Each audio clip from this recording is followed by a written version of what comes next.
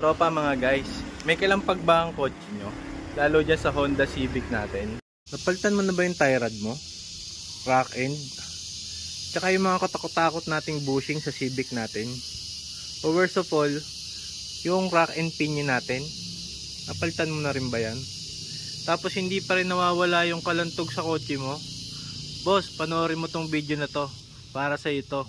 Baka sakaling masolve natin yung problema mo.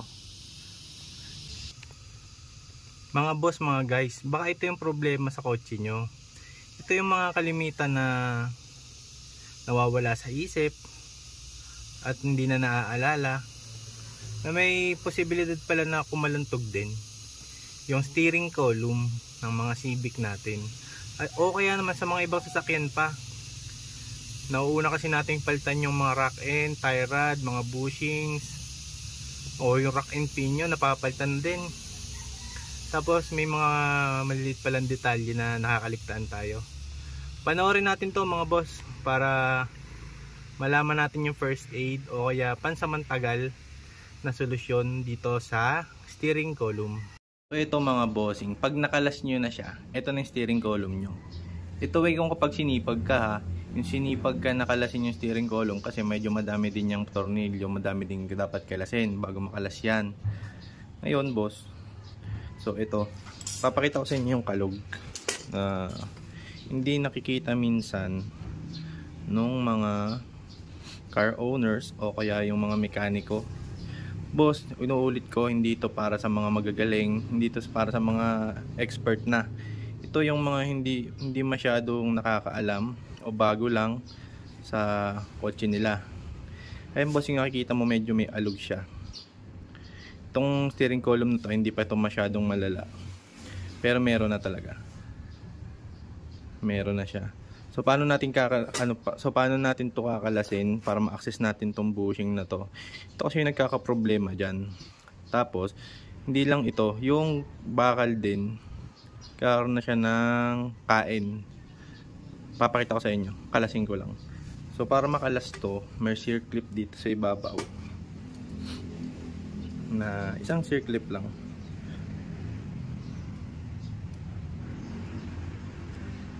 Tapos mahuhugot na natin to.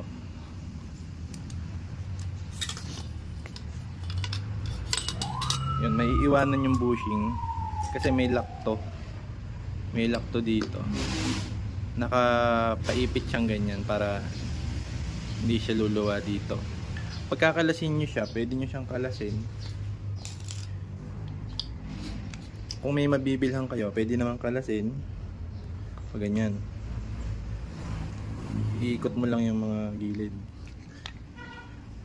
Tapos, hawakan mo lang siya mabuti pataas. Yan. Tulak mo siya pataas. Yun lang naman.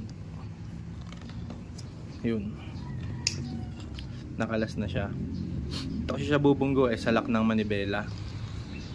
So ito yung sinasabi ko sa inyong kain. Hindi maiwasan to kasi sa edad ng ating mga kotse. Isipin nyo naman 1996 o pinakabago siguro yung 99 model o 2000. Ilang maniobra ka dun. Tapos bossing, bukod dito nauubos din to. Nauubos din yung gilid nito. Nauubos din yung bushing lang kasi to. Ayan. So paano ba natin to gagawa ng first aid? Or kung wala kayong mabili sa inyo, paano ba natin to gagawin? Turo ko sa inyo. Bossing, para lang to sa mga walang experience o hindi nakakaalam sa mga kotse-kotse. Hindi po para sa mga expert. Naulit ko lang po. So ito, ibalik natin siya dito kasi kung wala tayong nabili, doon natin siya i-repair sa loob.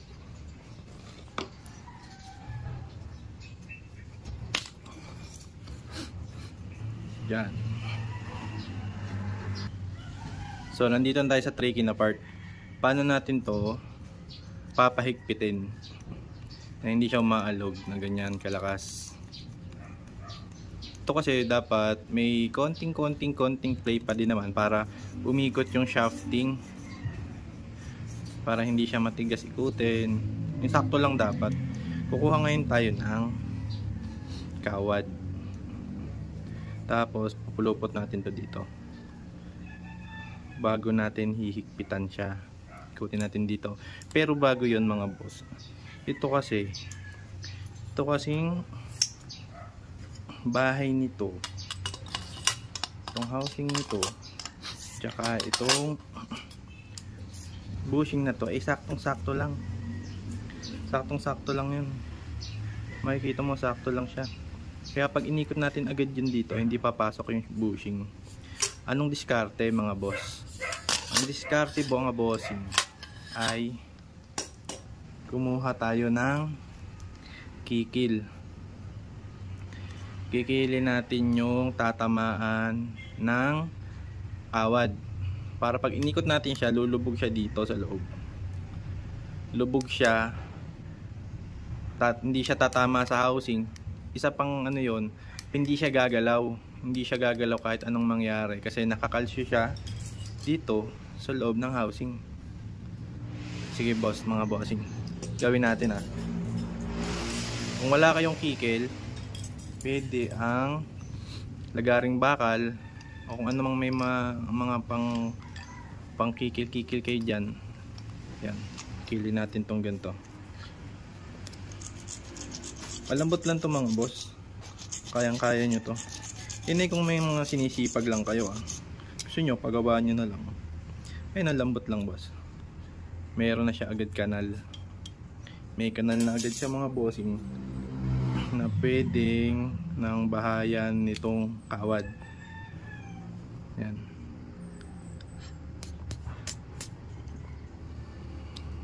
Yan. Diba? Medyo lubog na siya ngayon. Anuhin lang natin.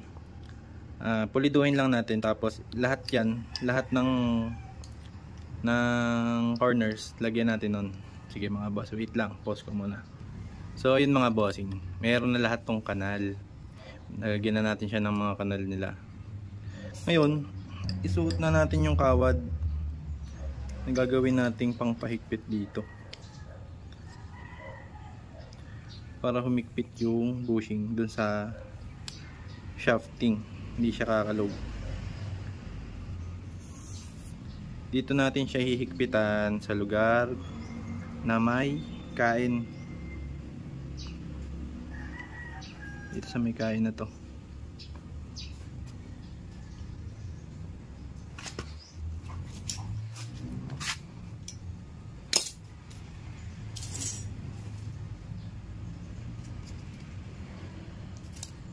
Tapos yung yung nut na gagawin nyo, dito nyo ilalagay dito sa lubog para hindi yun sasabit.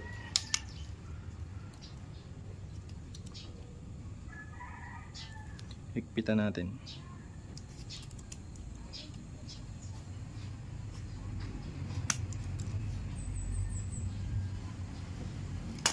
Mahigpit na agad. Mahigpit na agad mga bossing. Tapos kung makikita nyo, flat na siya. Hindi na siya litaw doon sa bushing yung kawad. Ibig sabihin hindi na siya tatama doon sa housing. Pero dapat meron pa din tong play na konti para hindi mahigpit ikutin. Yan, sana nasusundan yung mga boss.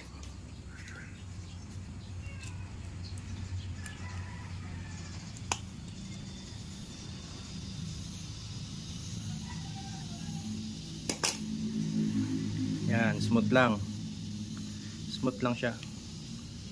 Ngayon, putulin natin siyempre yung yung sobra.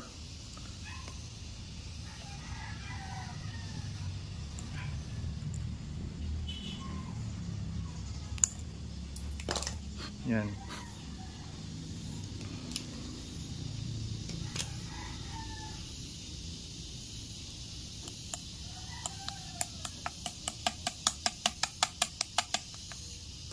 Yan.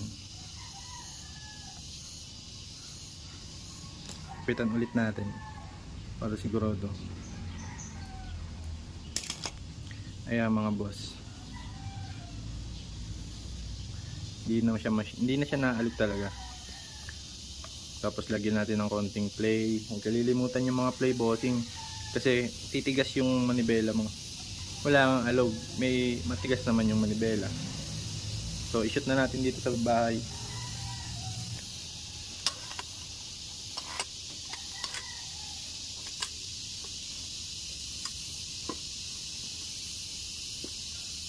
Tapos tok-tok-tok-tokan nyo lang yung bushing. Nakita nyo mga boss, dapat ganoon, hindi sasabit yung kawad.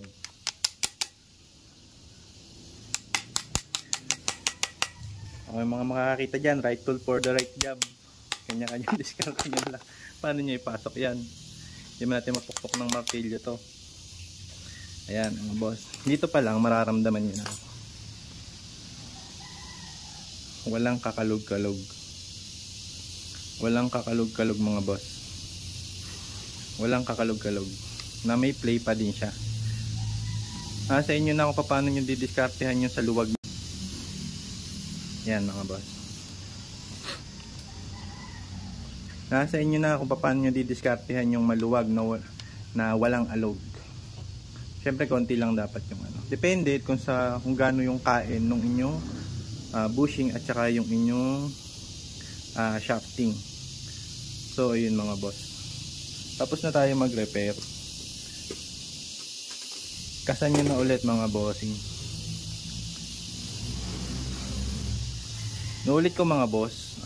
Ito para lang to dun sa mga hindi ganun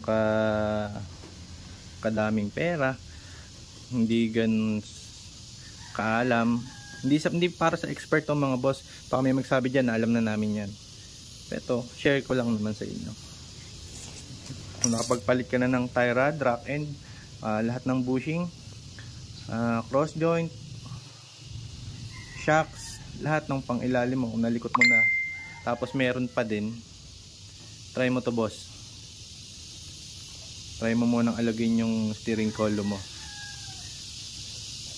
So yun mga bossing,